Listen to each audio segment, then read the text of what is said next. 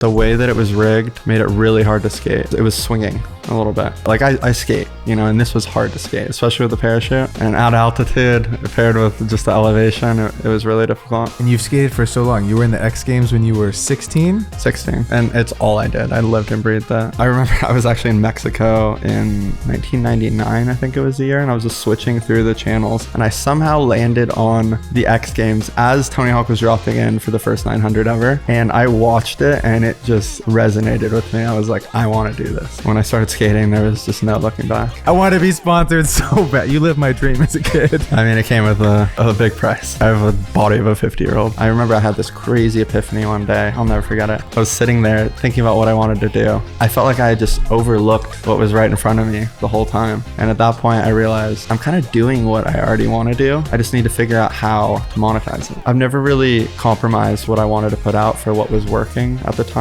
Never really used trending audio. I never really used like real templates and all the things that people kind of leverage to grow. It goes back to just, I do this for myself before anyone else, I'll do it with or without social media. So it really just comes down to me making stuff for myself. And then if people like it, that's great. I'm a freelance creative. I don't work for anyone, but I work probably more than, my brother who's at his finance shop.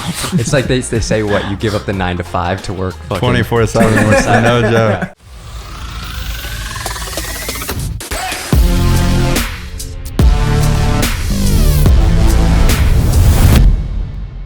Ladies and gentlemen, thank you so much for tuning in to episode 98 of the 505 podcast. Very special guest this evening. We are welcomed by one of the OG travel creators. I would say the person who's like the biggest adrenaline junkie potentially that I've ever met on the show. Yeah, he got bored and put a half pipe way up 10,000 feet up into the air, and he was doing some spins off of it, doing a little kick flips on the half pipe. Crazy. He breaks down everything of how it was possible to pull that whole entire plan together, and some mishaps that happened along the way up in the air. Some mishaps up in the air. It reminded me a little bit of you, something about a drone crashing. Something just kind of it just felt reminiscent of something I might do if I was up there in the shoot. One of the coolest things about him is that he was like a pro skater for a little while and was competing in the X Games until unfortunately he tore his ACL not once, twice, which is crazy.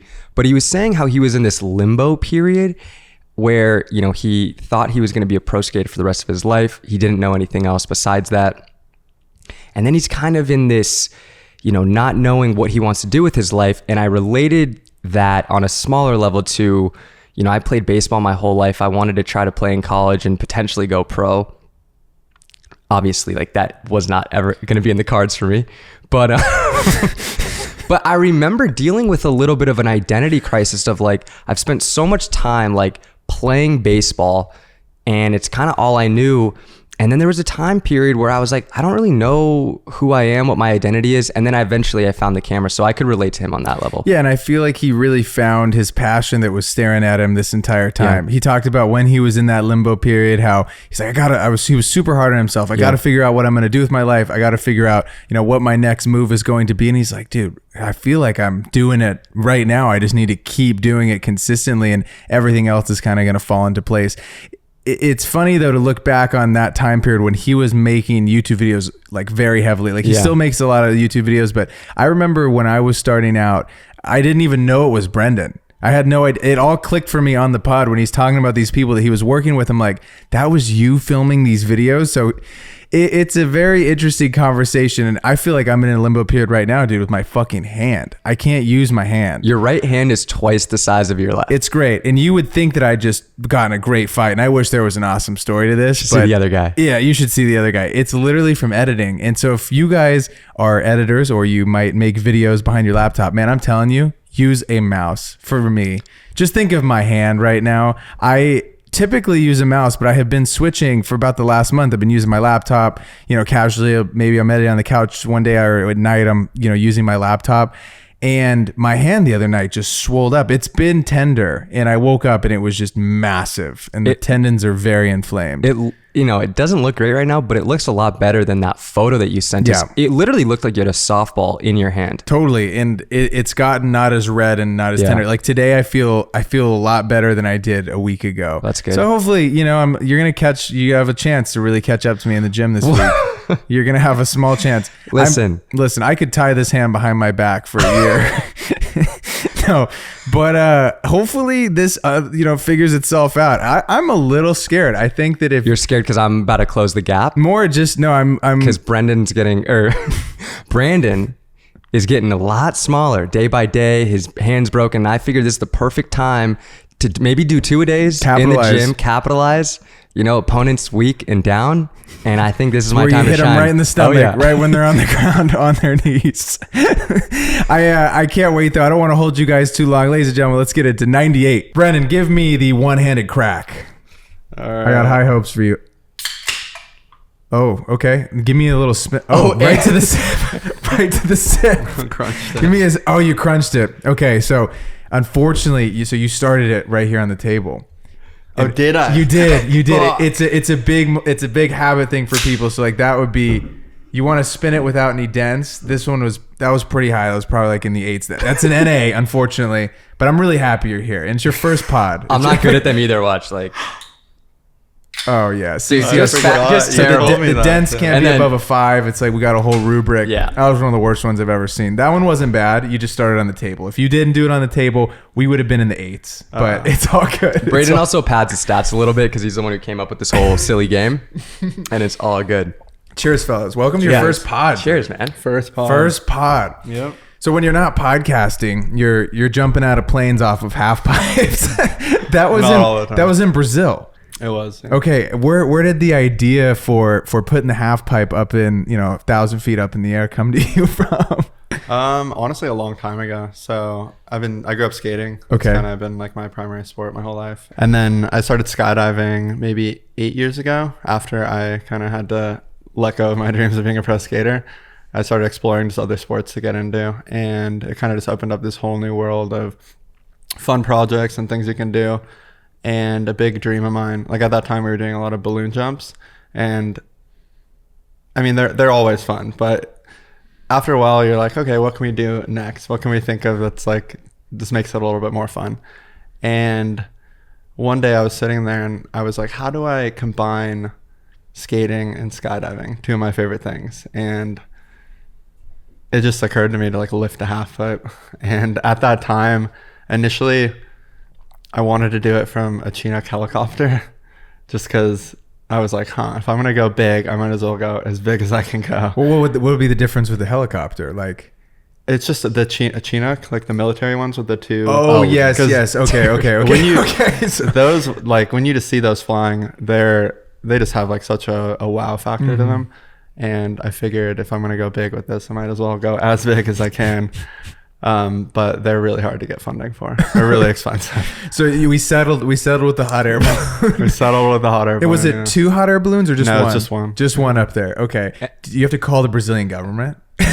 No, you can just fly anything in the air. I mean, that's a good thing about Brazil is a little looser on the rules. A little looser on the rules for the half pipes in the air. And then you decided to start with the trampoline because you were like, we'll ease into it. That was actually a friend of mine's idea, and we kind of just like doubled up on the projects since we were all down there. I actually didn't jump on that one, but I helped film and everything. Nice. And that one did super well. Like it got a great response. It looked super fun. Do you feel like you're like just trying to chase adrenaline every time in the sky to make it a little bit bigger, a little bit crazier? Yeah, I mean it's really fun. Like obviously I do chase adrenaline, but skydiving, when I skydive, it's not because I'm just like an adrenaline junkie and seeking this. Like there's a whole like sport to it, and I don't know. I actually find like peace like skydiving now. So now that you've done it so many times, do you find? Because I'm assuming the more you do anything like that's intense, your heart kind of just calms down. It's like this is regular to you now. You've done it so many times. Have you skydived, Brayden? Yeah, I've skydived. I've done it once. I loved it. It was fun. I was like, I could totally do this again. I see why you guys love it because it's super fun. It's freeing. It's a lot to process at first, but once you kind of get over that initial hump, I mean, it's a whole sport, and there's just like an art to flying your body. It's like dancing in the sky. So if we took your heart rate like now, do you feel like you're just like pretty? It's like at a 50. Yeah, you're pretty mellow. calm. You feel pretty mellow at it now. Do you get any of those jitters at all? No, for sure. I mean, on certain jumps and certain projects, for sure. But no, like when you're in the plane, it's a completely different experience than your first couple times. Yeah, And, you've like, just done it so many times. I'll even take a nap, like going up there. Okay. So we fly up in the hot air balloon, and are you guys just on the ground? Do you just like, hey, I'm just gonna lay in the half pipe as the balloon kind of takes us up, or do you climb a little ladder down to the half pipe? So on that one, I actually rappelled down at altitude. On some James Bond type shit. Yeah, Like, that was cool. That was Through the definitely ladder, cool. he's like, I got the board in my right hand. No, actually, I strapped the board to the ramp. Oh, okay. So I just rappelled down from the basket, but it was still like 50 feet at like 8,000 feet. So 8,000 That's feet. nuts. Oh my gosh. your ability to hang on to the board after you like jumped is very impressive. Thank you. You held on for a minute. I almost lost it. Like it's actually really hard. People are giving me shit for the. Can I say shit? Yeah. Oh, Okay. dude, cuss up a storm. People are giving me shit for just the air I did off of it, but it's like I'm skating with like a 25, 30 pound rig. And Oh, it's- they're giving you they're shit for giving like you not shit. going big enough. They're like, you They're didn't just like, kickflip, dude, yeah. and catch it in the air. I mean, I was getting it. It got a lot of comments, and they all said the three of the same things. What were the other two? You didn't go big enough, and what else? Something about points in Tony Hawk, like That's Not funny. getting enough points. or going off the map. This is what happens when I go off the map. Oh, in Tony that's Hawk. funny. Dude, that's great. Yeah. So what, like, were there any challenges that arose, like, trying to pull this off? Oh yeah. Are you kidding me? And what were those? So initially, like I said, I was trying to do it from a Chinook helicopter, and those run about 12,000 an hour to rent. You gotta be out And- there quick. Yeah. On top of that, there's just a ton of other moving parts with a project like this. And because I wanted to do it from a Chinook, it's cheaper to go to them than to fly them to you, as far as like the heli time. So it was just this like never ending logistical nightmare of just figuring out how to get the ramp there and get all the production there and trying to line it up with everyone's schedules. Because the Chinooks, they're never really in one place for long. Like the government contracts them out. They use them to fight fires. They're kind of moving all over the place. So that on top of the funding was super hard to secure. And after, like, I thought of this maybe 8 years ago, and I actively tried to do it for a long time. Wow. Did you know you always wanted to do it in Brazil, or did it No. just line up like that? No, it just kind of happened. Basically, one of my good friends, I told him about the idea, and initially I'd asked him to be a part of it, and he kind of took it on his behalf to set up a lot of the stuff in Brazil. And so that's where we... Nice to have a buddy that's just Yeah. like, I'm down. Oh, let's go jump off the half. Okay, so you talked about the funding. Is there a brand that was on board for this? So this was a South American SIM card company. Oh, okay. Wow. Yeah. And is it, You're like, it's way better service up here, like with the SIM card. Well, we didn't have to do anything with the product. Just had to have branding on the half pipe. So nice. It's pretty easy. Oh, Yeah. wow. Oh my gosh. Kind of Yeah, a like dream no project. set deliverables. Yeah. And so, okay, I see that there's a drone taking photos outside of the That thing. wasn't a drone. That wasn't a drone. That What was our friend hanging off a line that we rigged to the top of the balloon. No way. Yeah, thank God he was there because... So this is another thing. I had set up the project here as far as production, logistics, just everything A to Z for the stunt. I kind of had to go blindly into this Brazil situation, and I didn't really have control over just the whole production. That being said, the team that was put together really wasn't, I don't want to say qualified for this, but I would have done different. And the drone pilot, there was only one. Like normally I would have had someone on like static drone, like flying a Mavic or Inspire, and then I would have brought Johnny, secret weapon, and to chase you guys down. just to have like dynamic footage with just kind of, yeah. And the FPV guy that we had there, he lost the drone on takeoff. No. Yeah, Just gone. gone. And so he's taking off, like you guys are all up in the hot We're air in the balloon. basket, and he for some reason decides to take off on the side where all the rigging is. There's like 4 lines completely open on this side, and he tries to take off through it and clips the wire, and I didn't even fully see it. I just heard it, and I'm like, oh no. It's like a super distinct sound. Oh, I know the sound very well. Yeah. Brain loves to try to fly I FPV. crash the drones all the time. Yeah. It's fun. I know that terrible sound that you're talking about. What other gear did you guys use to shoot? So we rigged camera. We rigged like GoPros on the ramp, and then we had a couple people with DSLRs in the basket. And then, I mean, the main cam at that point was supposed to be the FPV flyer, but Yeah. we lost that on the get-go. So thank God our friend was hanging off on the rope. Yeah. 'cause When you say hanging off, what do you mean by that? Like he's literally hanging off. but like so he's at the basket. He's wearing a skydive rig. Okay. So the top of the balloon is here. Okay. We rigged a line that comes off the balloon and hangs out about 50 feet. And he's just harnessed into that line, dangling. And he took off from the ground like this. No. So Wow. oh my So gosh. funny. Just posted up next to you guys, Yeah. freezing So that's how cold we, up there. That's how we got a lot of those photos. And then does he cut off at a point and send it or no? He's So we actually had to pull him in. Oh, So you had to that line then wrapped down to the ramp. And so we pulled him in, and then he jumped from the ramp. jumped with you guys. So how many people were stuck up in the balloon the whole time? I think there was about 5 people in the basket. And how long does it take a hot air balloon to get up to 8,000 feet? I mean, it depends how hard they're cranking it. you can climb pretty fast, but something like that, it's a slower ascend. Sure. Just because you're not trying to create like crazy. Yeah. As like someone who creates insane content around travel and extreme sports, you go into this crazy stunt. In your mind, do you have what kind of content you want to get out of it? Or is it like, we get what we get and then we'll see in the edit? So it's a little bit of both, right? So this project, I've thought about it for a long time, and in doing so, obviously you imagined what it looks like visually, and you try to be as prepared for just the day as you can be.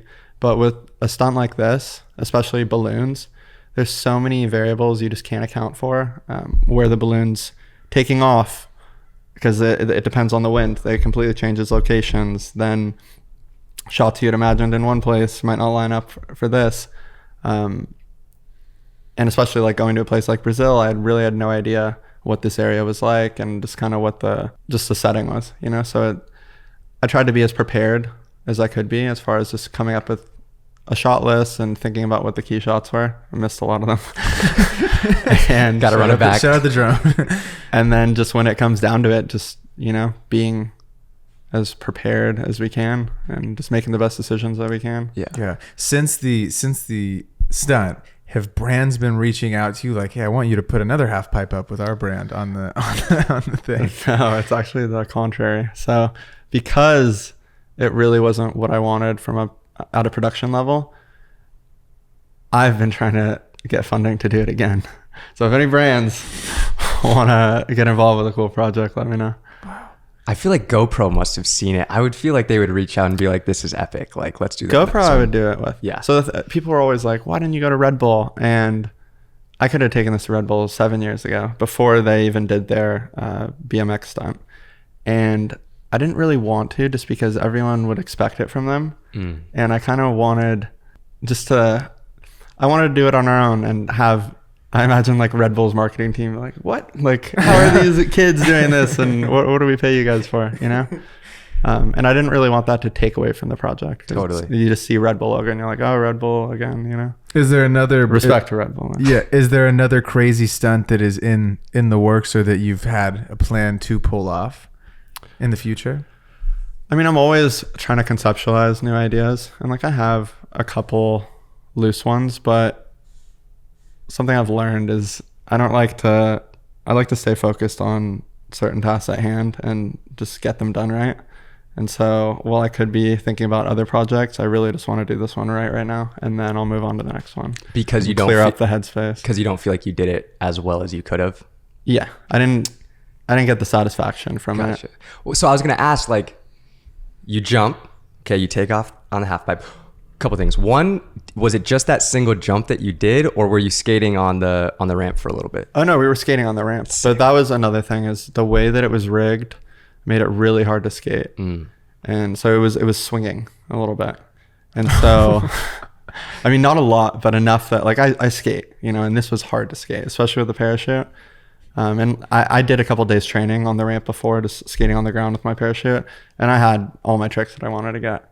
And at altitude, paired with just the elevation, it was really difficult. So I want to rig it better. I want to shoot it better. And I want to put out the video I want to put out. And I'm not going to put out a video until I can do it right. So only a little snippet that we saw on... At that point, my friend was already gonna. In a perfect world, I wouldn't have dropped anything from the project until I could have just put out the video I wanted to put out. But because my friend was gonna post about it anyways, the cat was out of the bag, and I figured You're just like, You're like, I'll just settle for a 3.2 million view reel. It's all good. Well, ironically, it did better. It did good, and it probably did way better than an edited video that I would have spent a lot of time on. So you jump. And you, as soon as your feet hit the ground and you kind of get to process everything, do you immediately have that like, damn, I know this could have gone better? Or are you like, this is really cool that we were able to pull this off? So I've had projects where you land and just the stoke is there, you know, that you did it as best you could and that you came out of it with a good product and a good experience. There was a lot wrong just from the get-go. You know, like losing the drone. Immediately, you're just like, okay, there goes a lot of the key shots. Trying to keep a good vibe in the sky at 8,000 feet. And then just the difficulty skating it. You know, I was immediately when I landed, I was like, okay, there's things that we can improve.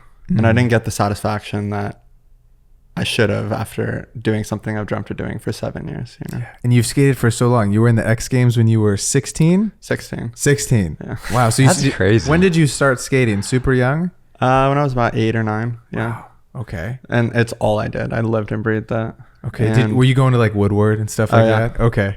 Back when I started skating, there wasn't really any skate parks in LA. There was Encino or Pedlo in the Valley, and then Skate Lab. You ever hit that? There was Skate Lab. I went all the time. Let's go. And then in Venice, I mean, you didn't have the main park. You had the little art park, and that was pretty much it as far as skate parks in LA.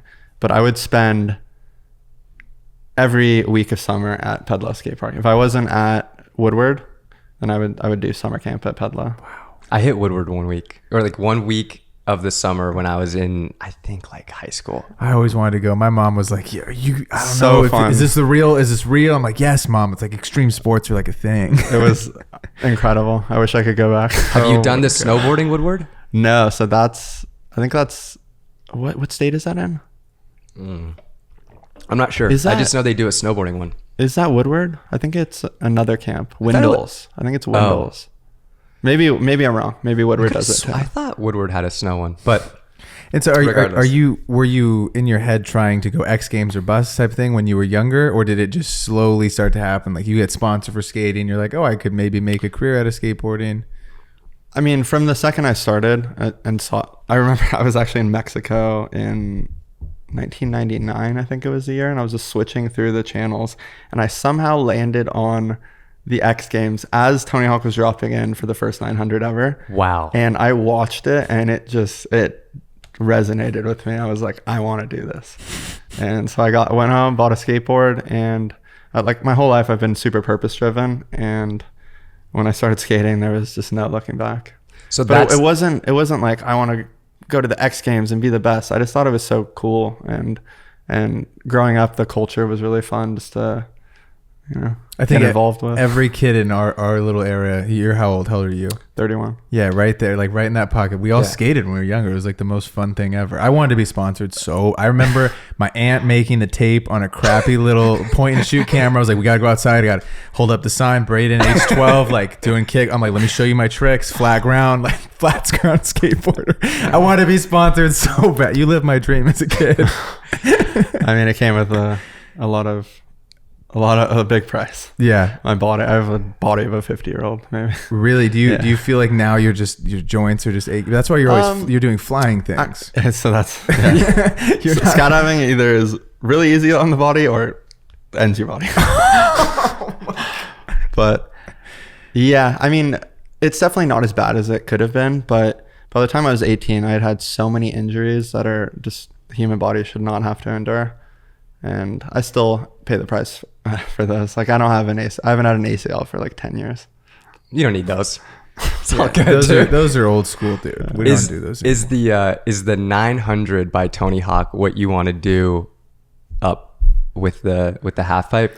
To get the max points from the kids in the comments? I mean, the irony is I probably did about a 900 off the ramp. Yeah. But because you just kept on spinning. I was like, damn, he's just holding on to that. Yeah. Oh my God. What tricks do you want to pull off?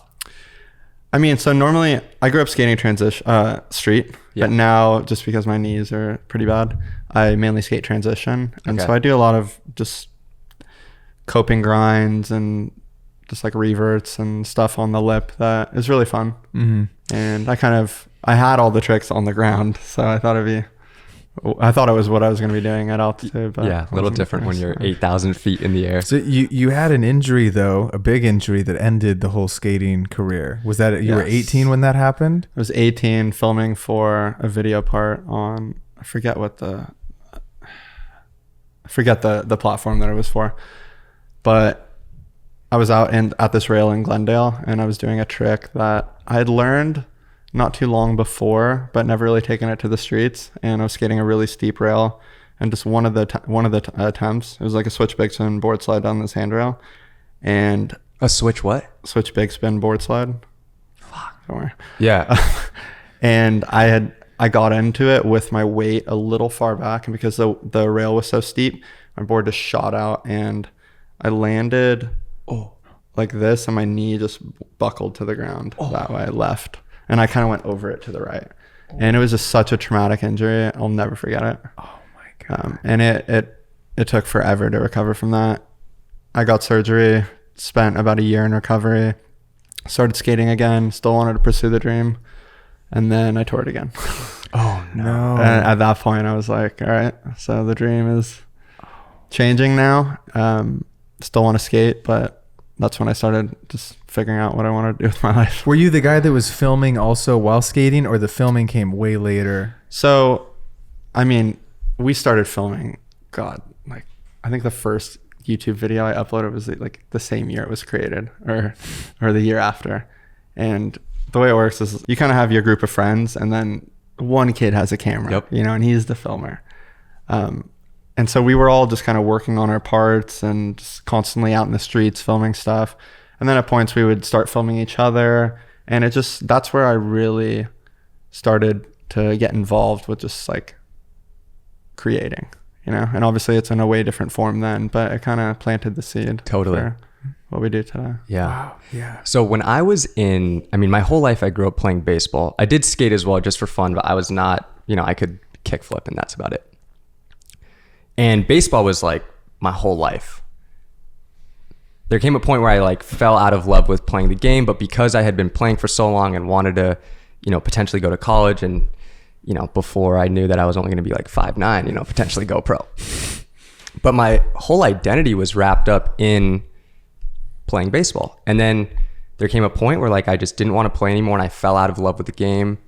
And because my identity was so wrapped up in being a baseball player, when I fell out of love with playing, I felt like I didn't know who I was. I felt like I went through an identity crisis.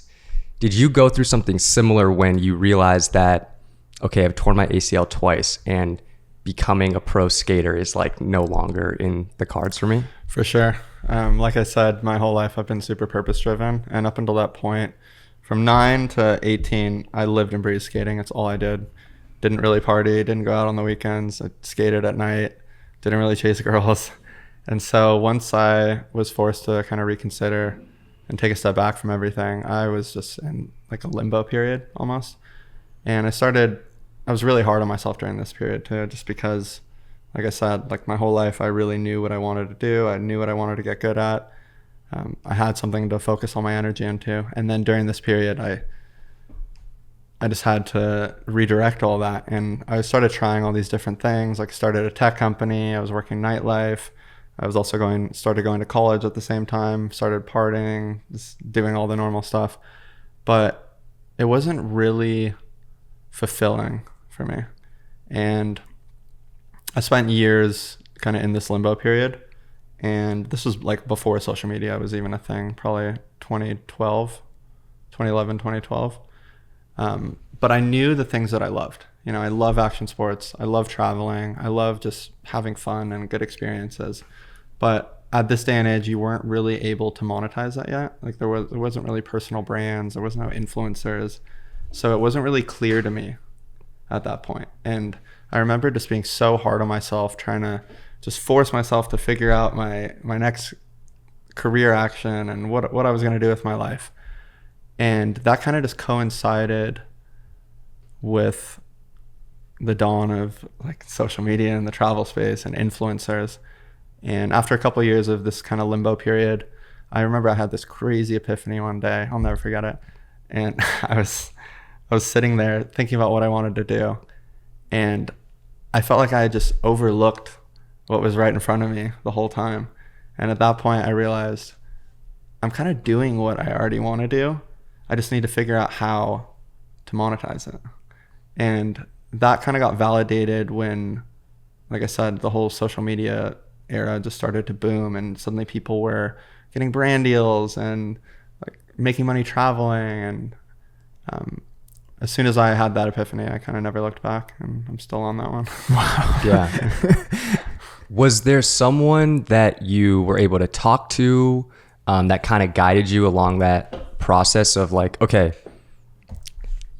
you maybe see them doing, or maybe you're like traveling or doing what you're doing with somebody who's also monetizing it? Is there someone who you got guidance from, or was this something that you were like, all right, Instagram's popping, I'm doing all these cool things, you know, let me make content around it and let's see if I can work with some brands? So like I said, I've always been into action sports and traveling and all that stuff. And with or without Instagram, I'm always going to be into that. I was posting all that stuff, obviously like very premature compared to now. And it was getting like a good response, and that response kind of funneled back into what I was doing, and it created this kind of loop, you know? And that's kind of what motivated me to just keep pushing. And at that point, like I said, there wasn't really any case studies of an influencer's career trajectory and what you can do with this. Like I think my friend Jay was like one of the first people to really monetize travel content and create like a travel influencer or whatever. And I mean, that looking at that and what he built was kind of the only reference you had as far as what you can do, what the potential is. But there wasn't really anyone to guide my hand and say, you should do this, you should focus on this, because that part of history had not been written yet. Yeah. No, yeah. You know, now kids growing up can be, oh, I want to be a YouTuber, and kind of this is the whole career trajectory and what you can do, and there's tons of stuff online. But at that day, we were just really just figuring it out as we went. Would you take a trip, come back, work another job, save up bread, and then go travel out again? So I was still working nightlife at this point. Like I was promoting nightclubs. Okay. Which ones? Oh man, a lot. Hyde, Yeah. Poppy, So Bootsy. I was Let's go. I worked at Hyde for like 5 years. We opened that in what year was that? 2012. Nice. Hyde, One Oak, Teddy's, DVA. I'm blanking on a lot of them. I worked at like 7-8 clubs. Nice. Through my own parties. Like that's pretty much how, and that happened very organically. Like my friends and I were just going out, and we were bringing a good crew to the bar and just buying drinks at the bar, the old Hyde, which is now off Sunset. And one of the managers came up to us one night and was like, why don't we give you guys a table next week and we'll pay you like $150? And we were like, what? You're gonna pay us and give us a table? Like we're buying drinks at the bar at this point. So that's kind of how it just happened. It was never like, oh, I want to be a promoter, yada yada.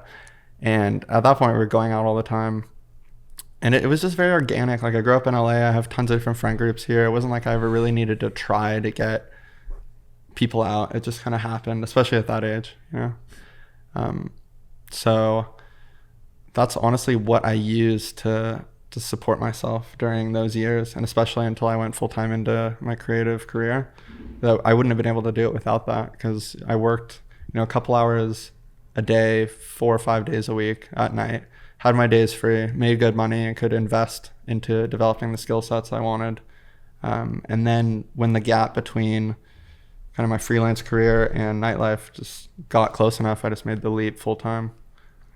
Nice. Were there brands that were hitting you up, or were you having to do outreach for the trips? How did it look? Because I'm assuming like a tourism board immediately wasn't just saying, hey, Brendon, we want you to come out. Like what did it look like in those beginning days? So I was kind of lucky in that sense. Like you kind of had first movers advantage. There wasn't really a ton of competition in the space. It wasn't as saturated as it is now. People weren't as desensitized to everything as they are now. And so it kind of just like took off, I never really did outreach at the beginning. I just took what was coming to me. And between, awesome. I signed with a management company pretty fast. Like my manager, Ben Cohen, he was at Full Screen before, and I signed with him when I had like 5,000 followers or something. Because he liked what I was doing. And he left, started his own management company.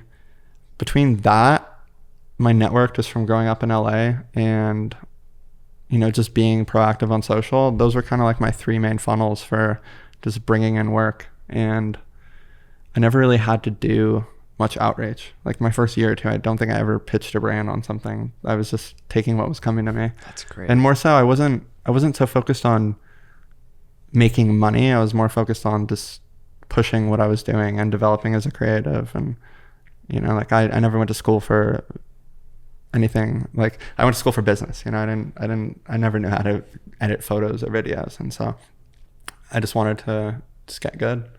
Was there a first brand deal that came in after you're doing a few where you're like, oh, this check's kind of, maybe a little bit different, maybe a little bigger than what I'm used to. And you're like, oh, there's really some serious money in this. So I think around late 2015, early 2016, I put out this one video. And this video was kind of, now I look back on it and it's cringy, but at the time it was very like forward for me. Was it the Limitless one? Yeah. And so that kind of like put me on the map as far as just what I was doing. And after that, I started getting a bunch of offers from companies. Hey, can you make a video like that for my brand? And I remember my friend Alex, who had this company called Hawkers, he paid me like $5 or $6 grand to make him a video like that. And obviously it's not major compared to other budgets that are getting flown around, but it made me realize, I was like, whoa, like totally, there's a lot of potential here. And that's just one video too. Yeah, one video. Yeah, so. Wow. Yeah, I would be doing this for free anyways. Like the fact that I'm getting a 5-6K bag is crazy. Yeah. Oh my gosh. Did you start to do like, were other people in your friend group out here doing it as well? Or who was one of the first people that you met kind of in this travel space that you were like, hey, you're also doing this thing, making money with this new career that like no one believes is actually real and true? Yeah, because my whole struggle with traveling is I like to take photos, and if I'm gonna take a trip, I want banger photos of me as well. And so you kind of gotta like curate your squad carefully, because important. if you're trying to get content like for social media or just like get banger shots, like you kind of gotta travel with people who know how to use a camera as well. Makes it way easier. Yeah. For sure.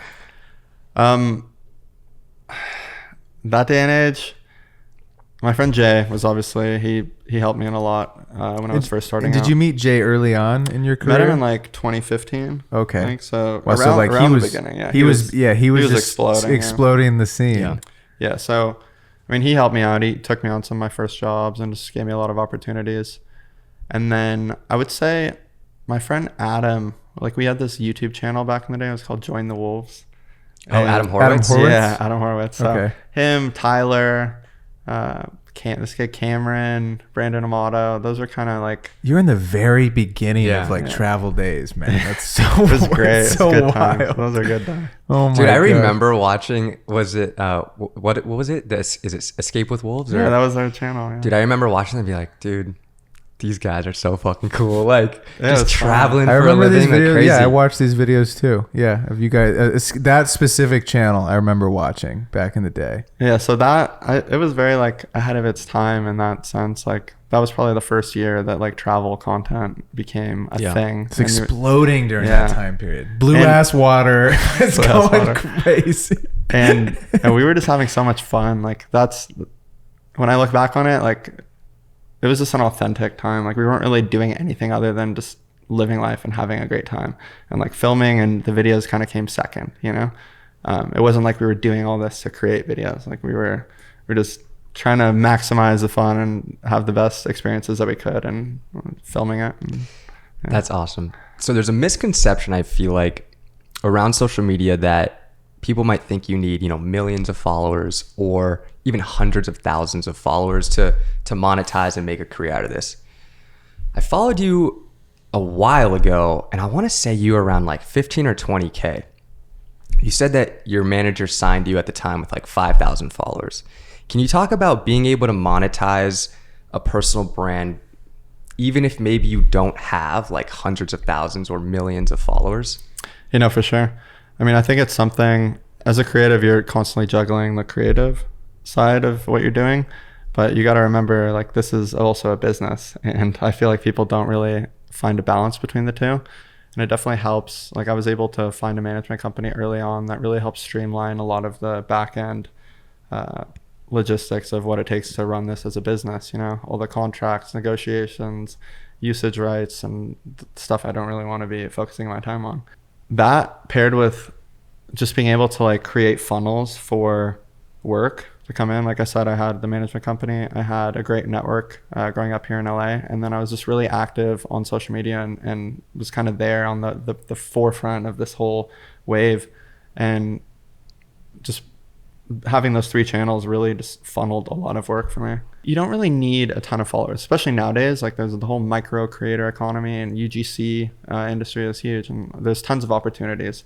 You just have to be hungry. You have to be looking for it. It's a little harder now than it was just because it's more saturated, but I mean, the industry is bigger than ever. More money is going into what we're doing than ever, and there's a lot of opportunity. It just takes a little bit more looking for. In your specific industry, how do you feel like it has changed? Because you've been in it for a while. You were in the very beginning days of it. Now there's a lot of people that are doing travel content. Some people also think that it's not possible anymore, which I disagree with. I think it's very possible still, but I know it's harder now. What, in your opinion, has changed from, maybe in these last few years to where we're at right now in 2024? I think just the impact of what we're doing as far as how it makes you feel and how much it inspires you. Because in those early days, I mean, this had never really been seen before. So you could look at a cinematic travel video, and it was just eye candy, and after a couple of years, you just get everyone, it's natural. You get desensitized to it. You've seen this location, you've seen a lot of this person, whatever. And that's when everyone started kind of gearing more towards storytelling. And I feel like there's just going to be a constant evolution of just what people want to see and what moves the needle as far as inspiring them and making an impactful piece of content. How has your specific content strategy changed since maybe 2016? You're going out and just making like one sick video for YouTube and maybe getting some shots for Instagram. Has your strategy changed, or is it? It really hasn't that much. And that's, if my end goal was to grow as much as I can on Instagram and monetize as much as I can. Obviously I want to monetize, but for me, it was never about that. It was about creating what I want to create. And I've never really compromised what I wanted to put out for what was working at the time. Like I never really used trending audio. I never really used like real templates and all the things that people kind of leverage to grow. And I mean, I probably should since I'm doing this as a career, but it goes back to just me not really wanting, like, I do this for myself before anyone else, and I'll do it with or without social media. So it really just comes down to me making stuff for myself. And then if people like it, that's great, Yeah.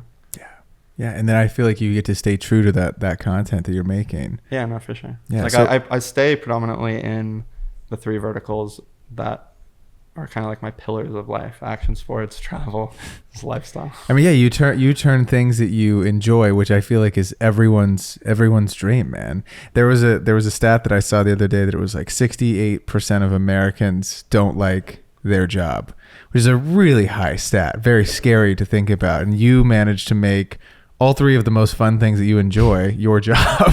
Well, you beat the stat. This goes back to that period of my life where I was really just beating myself for an answer about bigger purpose and what was I going to do with all my time.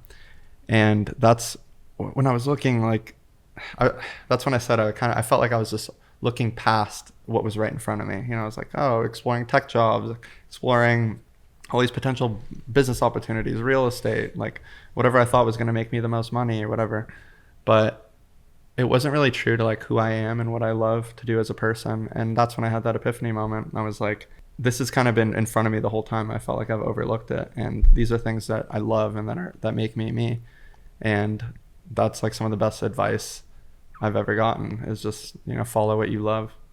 You'll never work a day in your life. Yeah, I agree. I think when you follow something you're passionate about too, you work 10 times harder because you totally enjoy it, dude. You're like, dude, I get to wake up. The work never stops. It never stops. You like it so much. I'm a freelance creative. I don't work for anyone, but I work probably more than, you know, my brother who's at his finance shop.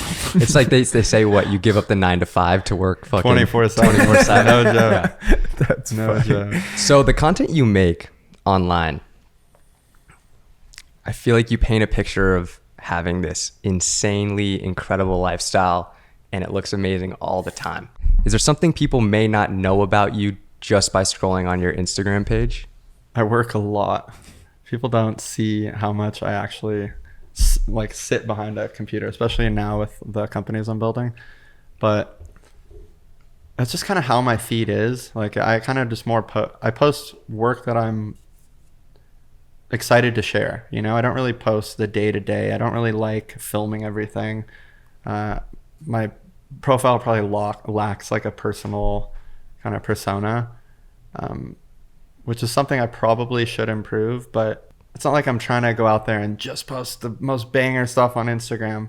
I just post the stuff that I'm proud of and that we're doing and just stuff that I want to share. And it just hopefully doesn't come off the wrong way. Like I'm not trying to, my life is by no means perfect. Like everyone's got their shit. I got my fair share of shit, but I do have a good life, you know? Yeah. It's just funny because it's like, it just so happens that you're doing that cool stuff all the time because that's just how your life is now. It's awesome. You've talked too about monetizing it in different ways. So we have the brand deals that come in for travel stuff, right? We have tourism boards, correct? Mm-hmm. What other things though have you done to diversify it? Because you got a couple things in your bio now that you said that doesn't have any content on it yet that you're excited to tell us something about. Yeah. So around 2017, 2018, I started exploring digital assets. And at that stage, it was just like presets and LUTs and whatnot.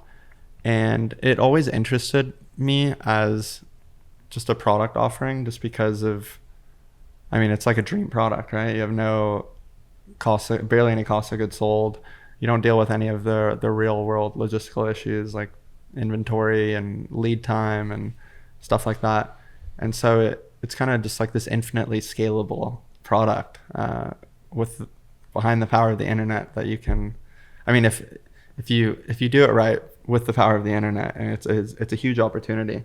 And at that day and age, it was just presets and LUTs, but I always had this idea of creating something bigger and also like creating a brand out of it, because at that point I was just selling it on my personal website. But I was so busy with traveling, jobs, and just I'd never really had the time to do it until COVID. And suddenly we're stuck, like me and 5 of my friends are stuck at a house up here in the hills. And I had all this extra time, you know, and I figured, okay, this is the time to start a brand, you know, and try and just redirect all the downtime and energy that we had. So I started Creator Studios then. And I started with one product. Now I have 51. Wow. And I'm a one-man team, dude. Wow. One-man team. It's been a crazy learning experience, you know, going from just a freelance creative that focuses on production and, you know, video editing for brands to creating an e-commerce company and just learning all the ins and outs of what it actually takes on the back end to make that work. Okay, I have lots of questions. I love building sites. I love marketing a product start to finish. Digital products, big fan of those. Go. Yeah, I did a sound effect pack this last year that was no one realizes how much work that shit takes until you do your first one, and it take like, oh my god, we're out capturing all this sound. I'm working with this audio engineer, and I'm like, oh fuck, you need a website. You got to make sure that the funnel's working, so when they purchase, it actually sends them the thing, and then if it doesn't send them the thing, it's maybe in your spam, and you got to deal with all the stuff, right? What have been the biggest lessons though from making a digital product? Because it's also fun as a creative person. A lot of people deal with, you're waiting for your next check to come from an email. You're like, okay, I need this email to come through. Whereas you might wake up tomorrow and you just made like $1,000, and it's a very crazy feeling to wake up and be like, oh my god, I just worked that video would have taken me days to do. I would have had to shoot it, and you just wake up, you're like, oh my god, this is awesome. If you make something good, people will keep coming back to you. You know, what have you learned from producing now? 51 is insane. That's crazy. What have you learned from these 51 digital products?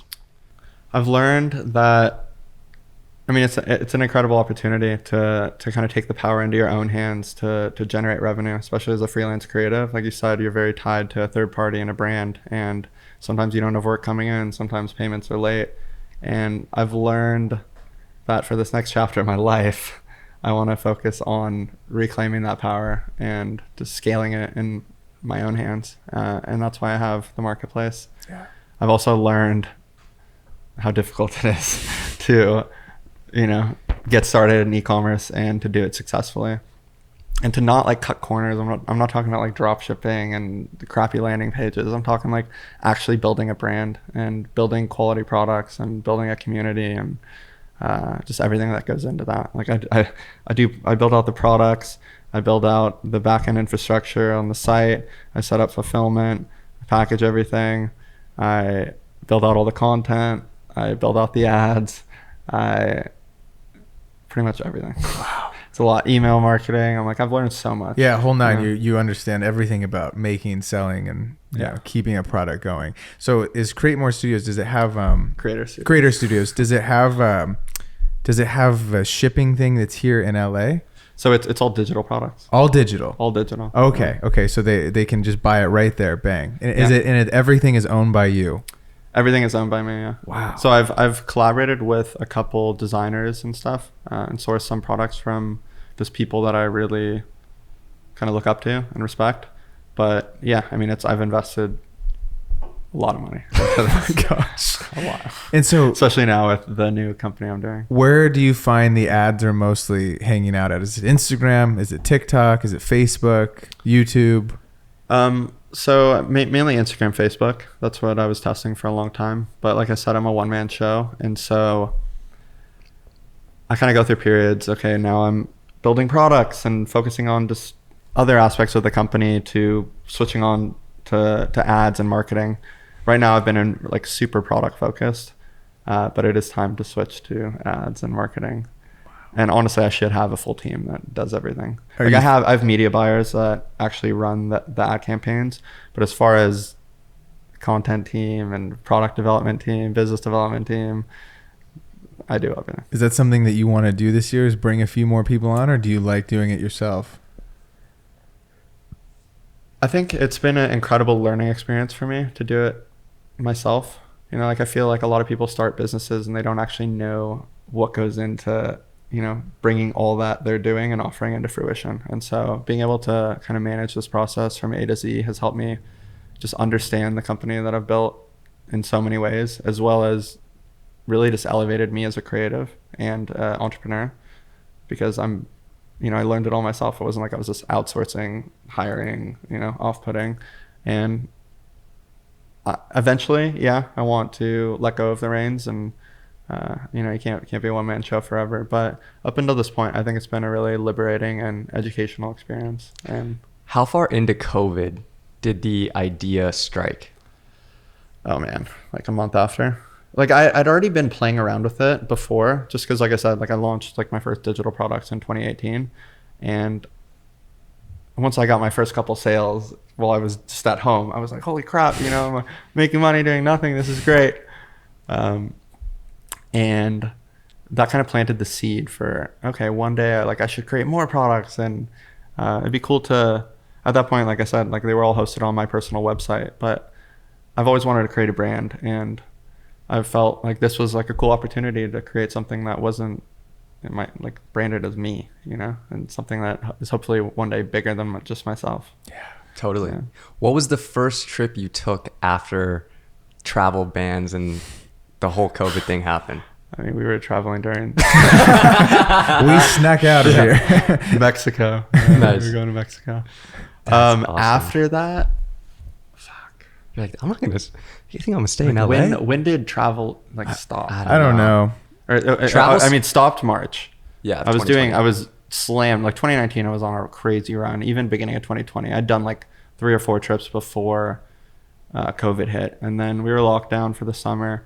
Did my first trip to Mexico in August during COVID, and then at that point, I was dating this girl who lived in Hawaii.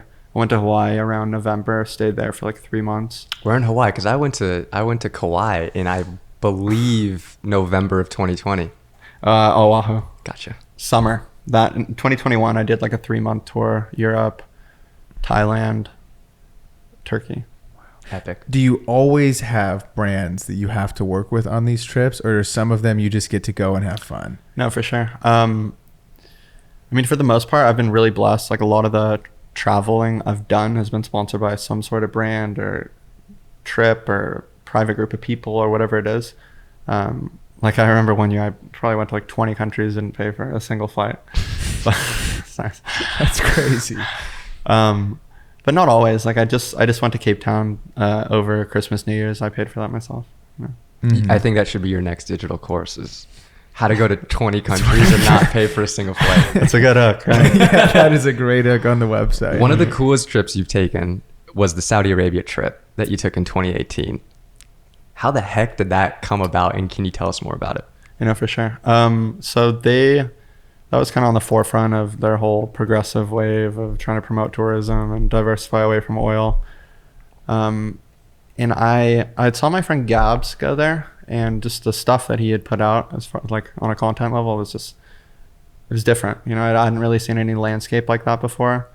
I was like Jordan, like Petra vibe, but more undiscovered. And like in this space, people are always looking for like the new place and something that people haven't seen. And this kind of just hit the nail on all that for us. So we got invited to go with an agency, or government agency that was put together there to promote tourism.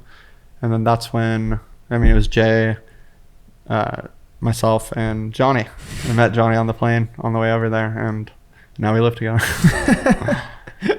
Wait, so when we get over there, were you guys nervous at all to go see Saudi Arabia? I mean, yeah, for sure. Obviously, Yeah. it's like a very controversial country, and you're kind of stigmatized to think in the Middle East, dangerous, like terrorism, whatever.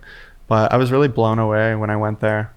I mean, we didn't spend much time in the city, and obviously there's a huge cultural difference between, you know, American. me and yes, yeah. like a Saudi city. But I kind of like to immerse myself in all sorts of different cultures and experiences, and I don't really judge until I can make my own analysis and assessment. And like I said, we didn't spend too much time in the city. We were going to like a lot of just location based areas, and it was really beautiful. It blew me away. Like the desert out there was some of the most unique landscape I've ever seen to this day.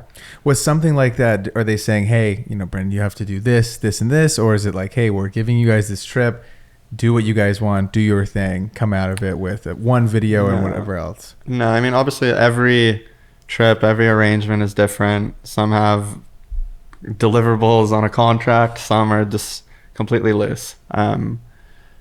That was pretty loose, but obviously you come out of it with so much content. You do more than your fair share of posting and promoting. And how long did it take you to edit that video that you put out? When I sit down, it takes me a while to sort through footage and go through all the selects. The easiest part of creating an edit for me is actually just cutting the skeleton of it. That I can move. Once I start moving, once I know kind of the storyline, visually what I want the flow to look like, I can move pretty fast, you know. And as over the years, I've gotten faster and faster, just making quick decisions. Like that's something I've learned, is just make quick decisions. Because before it's like, oh, what if this clip goes here? What if this, you know, when you're learning out. but you'd kind of just train yourself to evolve. And yeah, so cutting it was not the longest part. The longest part is usually spent on color, sound design, unique transitions, After Effects comps. I spend a lot of time just waiting for After Effects to render. Yeah. Story of everyone's life. You have an M3 these days, or? No, I have an M2 Pro Max, but even that, like I just did a 6.5 minute Venezuela video, and I put it to the test. This thing's sizzling on you. No, for sure. What did you get to go out to Venezuela for? Same type of thing. I mean, it's obviously been a controversial country. I'm not super political and aware of kind of the geopolitical kind of arena, but I've heard things, you know. I definitely heard like inflation, whatever, yada yada. But like I said, like I don't really make my own assessment on a place until I have my own experience there. And so I got the opportunity to go out there with Suspicious Antwerp. It's a company that I work with out of Belgium. I've worked with a couple times. Company? Yeah, Suspicious? yeah. So they invited us to come out there for basically a skydive adventure trip, half jungle, half islands. And the island location was actually somewhere that I had found on Instagram in 2019, 2020. And at that point, I was going to set up my own trip and just pay for myself to go there. And so when this opportunity came up and it was paid for and paid, I was like, oh, for sure. You know, it's like a no-brainer. So we went and we just had like 2.5 weeks of just complete madness, heli jumps all day long into just completely, like something I really love is just new areas, like things I haven't seen. And Venezuela just blew my mind. It's to this day one of the coolest places I've ever seen. Like they have these things there called tepuis, which are basically like some of the first land masses to come out of the ocean. And I think there's like 200 to 250 in the world, and like 180 of them are in Venezuela. Wow. And so it is mind blowing to see just these 3,500 foot walls, like it's In the middle of the ocean? no. So they were the first land masses to come out of the ocean. Oh, I see. Yeah. Wow. And it's just unreal views. And then, so we spent the first half in the jungle around these tepuis, basically like at a camp at the bottom of them. And we were just skydiving all day long. Super great. Heli jumps all day long. It was a dream. And Just then another day in the life, baby. Then we flew to this area called Los Roques. It's basically like an archipelago, 80 miles off the coast. And this was visually one of the craziest things I've ever seen skydiving. Like comparable. The only other thing I've skydived over that was on par with just this level was the Blue Hole in Belize. The just Blue Hole stuff was crazy. Yeah, it was super cool. But just that whole reef system, it's just on another level visually. So every day you wake up, we're in the middle of the jungle. We go do 4 heli jumps, come down. They got 5, 6. They got breakfast ready to rock and roll. And then do you go explore? Yeah. So okay. Every day was different. How'd you charge your stuff? I mean, they have outlets. Oh, I thought you were like in the jungle though. It's a jungle camp, but it has like. Oh, okay, we got a generator there. Yeah, I mean, it's obviously like it's not freaking 4 seasons, but no, it's cool. We made it seem like you guys were just like in little huts, like in like mud huts in the jungle. I mean, they are kind of these huts, but they have like basic infrastructure. There's power. Nice. There's there's food, power. There's a bar. Oh, okay. We got all the Wi-Fi. We got everything. Oh, they have Wi-Fi. Yeah. But as soon as you leave the camp, no. nothing. No hotspot. Like that's so crazy. That's really cool. Insane. Were there local people around where you were at? Or? Oh yeah, there's fully. There's like, I don't want to call them tribes, but there's like communities where they're just living off the land, and it's just a completely different way of life. And we went and visited a couple of them. My buddy Tarzan, I set him up on a trip out there with the same company, and he's out there. He just went back now for like a second time, and he loved this. He was like, I'm moving to the community. Wow. To the community. Yeah, I saw photos of him. He was wearing like face paint and just was Living like off the wanted land. to wear what they were wearing. Oh yeah, my no, gosh. it's cool. I mean, that's like one of my favorite things about traveling is just like experiencing a way of life that's different than your own. You know, Totally. I think there's so many different ways to just live life and experience it, and there's so much happening outside of your own bubble every single day. It's Well, I mean, especially LA. Like, you know, for got to sure. get out of here. it's a bubble. Yeah. So you've seen so much of the world. Where's on the list next? Is your passport filled up? Is you're going like it number is. 3? Oh my god, I almost didn't get into South Africa right now because they were like, you need 2 full pages Oh, to get God. into Africa. I Wow. was like, what? So listen, I'm a world traveler. Okay, I know you guys don't really experience a lot of people that are going everywhere, but that's No, what but things it's are actually- for, dude. You should tell them. But I'm that's at what the it's point for. now where it's like I don't really have space for, like, every time I give it to someone, they're like Yeah. trying to figure out where they can cram it. So I actually need to go get pages added. Thank you for reminding me. I just actually got a new passport because I'm going somewhere, and it needed to be. I don't know if it was like a number of pages, but mine was expiring this year, and you have to have it like not expiring. Can you keep your Why old are they- one? How's that work? 'Cause They I punch don't- a hole. They punch So a they hole punch through a it. hole in it. Okay, I was gonna say I don't Yeah. want to give up those I stamps. still have it. I want to Yeah. make like an art piece of all my. Yeah, that's I don't want to pages. give up this. The stamps are great, man. I've been carrying around a second passport now because I have dual citizenship. Such a flex. So I after the Africa incident, I started carrying it with me. Where's the second citizenship? New Zealand. Oh, New Zealand. Okay, My wow. dad's a Kiwi. Oh, okay, sweet. So yeah, where's next? I feel like you've been everywhere. New Zealand. Oh, New Zealand. When I go, my dad's there at our house. So I'm And probably you gonna go- haven't? Have you been to New Zealand Yeah. growing Oh, up? yeah, Yeah. I go, Okay. I go like at least once a year. Yeah. But what is it? What is one of the new spots that is not? Do you have a map that you've like put I little red yeah. dots on? No, No. Okay. no, I don't. I mean, I'm really focused on work right now. I'm building obviously Creator Studios and then Capture, which is my new company, and I kind of need to lock in and just focus on that. New Zealand I'll go to just because it's family time. I can literally go to my house there and basically do what I'm doing here, but from there. And then I probably won't start traveling again until summer. I say that now, but then things just pop up, and in a week I might be gone. But summer, my friend Jacob Riglin, he's getting married in Italy, so start off there and probably just do like a little Euro tour. I like to party and have fun in the summer. Got to go back to Mykonos. and- all the spots. Yeah, that's funny. Can you tell us about Capture though? Yeah, no, for sure. As far as the last question, Oh, sorry. Yeah. I'm trying to think, like, where's somewhere that I want to go that I haven't gone? You must have Honestly, there's a lot of South America I haven't done yet, and I kind of opened my eyes going to Brazil. And even though I was there only for a short period of time and was really focused on the stunt, it made me realize like, wow, I haven't really seen much of South America, whereas I've kind of explored a lot of the other continents. have you been to Peru? I also love Southeast Asia. Like, I want to do more Southeast Asia. He's just great. Yeah, it's great. Have you been to Peru? No, so I haven't really done much of South America at all. Dude, Machu Picchu absolutely blew my mind. Really? Yes. Yeah. No, I've seen it obviously for years, and it's high on the list, but a lot of places, man. Yeah. A lot of places. Another passports is coming up, baby. Yeah. If there's someone that's gonna hit him, I think it's this guy right here.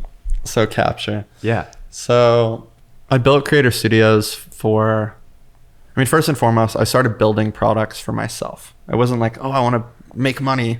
I started like the first digital products that I created were for my own use. And through like some sales and whatnot, it made me realize the bigger opportunity. But at the core of it, now everything I build is still what I like and for myself. Like, would I use this? It's not just like a cash grab. So I started building all those products, and I had like a huge offering, or now I have like not a huge offering, but I have like 51 products, which has come a long way from the first one. But I realized one day, everything I'm doing is more targeted towards a professional user and someone that edits in like a professional software like Premiere, DaVinci, Final Cut, yada yada. And I've always thought that the emerging / bigger market was kind of the non-professional user. It was just anyone who wants to have cool photos and edits on their phone. And I felt like this sector was gonna have exponential growth over the next couple of years, just as content became more and more valuable. So that, on top of getting interested in subscription model, I kind of created the idea to consolidate what my offering into a low-cost subscription model and offer assets in an iOS app.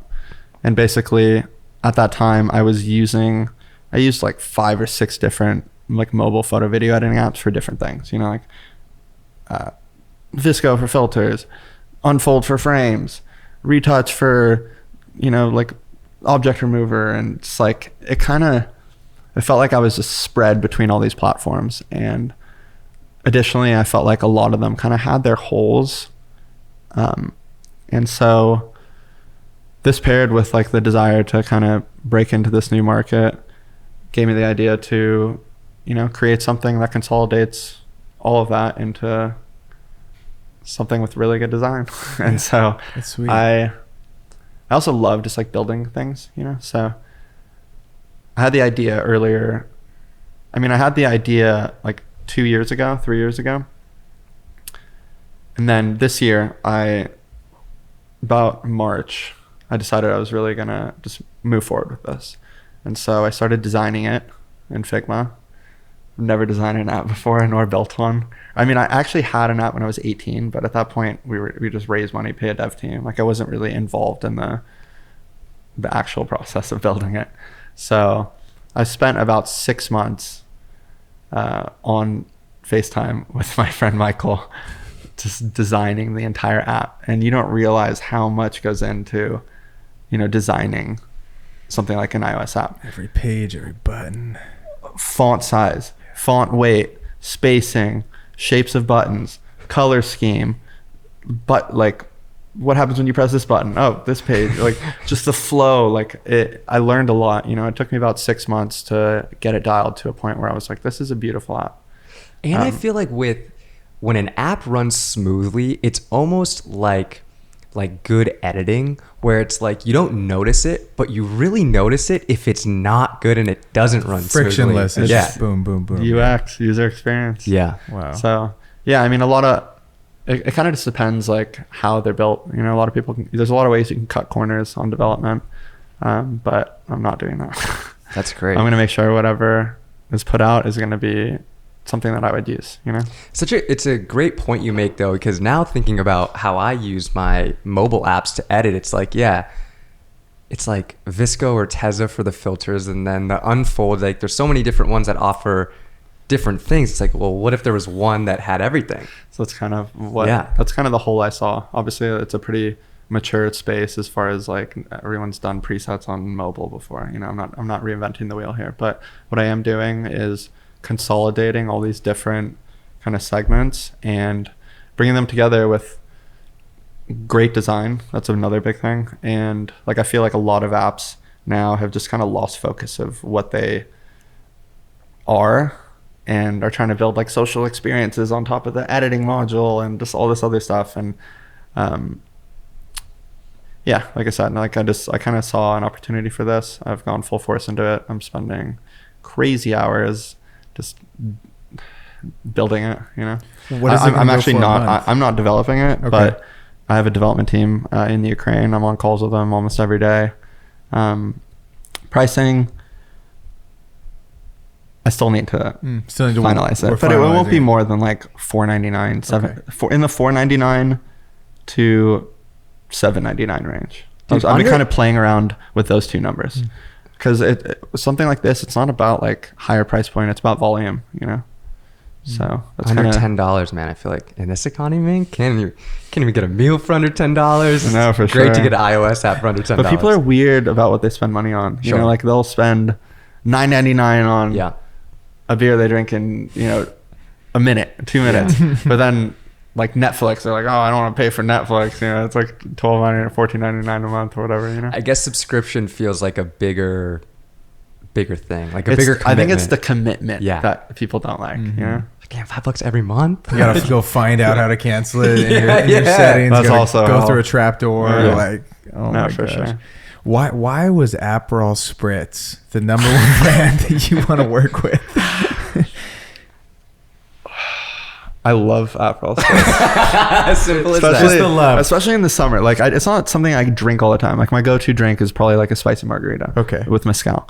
But when summer hits, it is just like something just flips in me. Aperol And Spritz, dude. I remember me and my friend, I don't know if I should be saying this, but my friend Ian and I, we did like 2.5 months in Europe, just like hitting tons of countries. In 2022, I think we were averaging like 5 to 10 a day for like 70 days straight. Not good.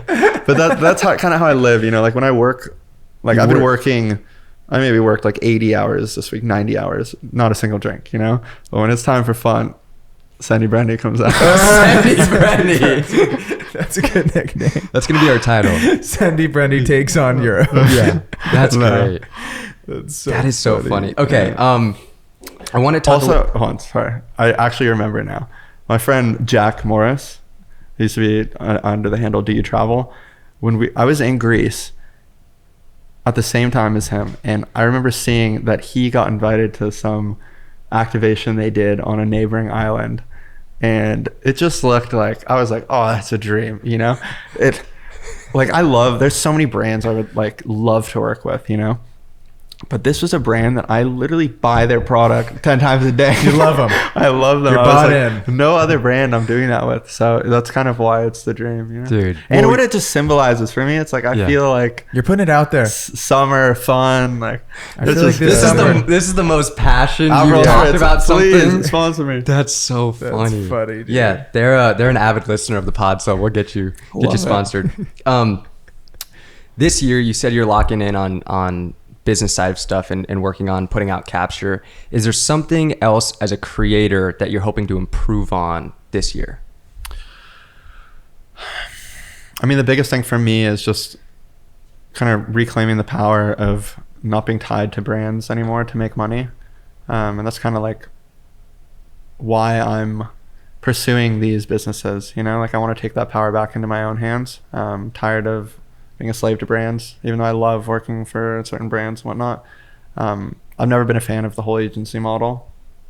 And I kind of I always think like a couple years ahead. And for me, skill set's not that scalable, you know? And so if I really want to make the income and have the career that I want and be able to have a family and pay for fucking private school and all this stuff, like I got to think bigger. And for me, these kind of more align with that. You know, like obviously, like I'm always gonna, like I said, like with or without Instagram and platforms, like I'm always gonna be doing the stuff that I love doing.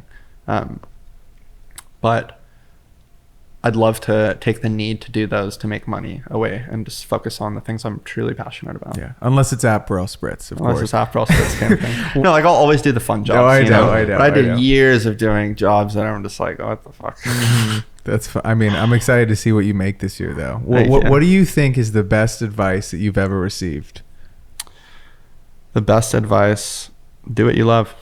Focus on what you love. I mean, it sounds cliche, but I think, like you said, like 60% of people aren't happy with the jobs they have, and that's like such a fundamental, like dynamic of what it takes to like be happy with who you are. So for me, it's like I spent so long searching for the bigger answer of what I wanted to do in life and how was I going to make it. And when I heard that, it made me realize what was in front of me. And rather than searching for answers outside of that, I searched for the answers within that. And that's just been truly empowering to wake up every day and do the things that you love.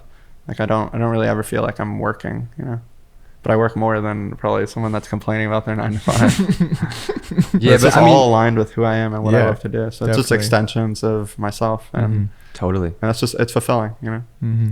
And then last question for you. What if you could go back and talk to your 18-year-old self at the time when you're going through that limbo period, you tear your ACL twice, you're like, I don't know what is next for me. What advice would you give to your 18-year-old self? So trust the process. You know, people are really hard on themselves, just looking into the unknown. But when you look back on your life, it all kind of weaves into one beautiful story that all makes sense. And that's always the case. So just trust the process and enjoy the journey. I love it. Brendon, thank you so much for coming on episode 98 of the 505 podcast. If you're still here, please hit the subscribe button, leave us a like, drop a comment. We'll see y'all next week. Peace.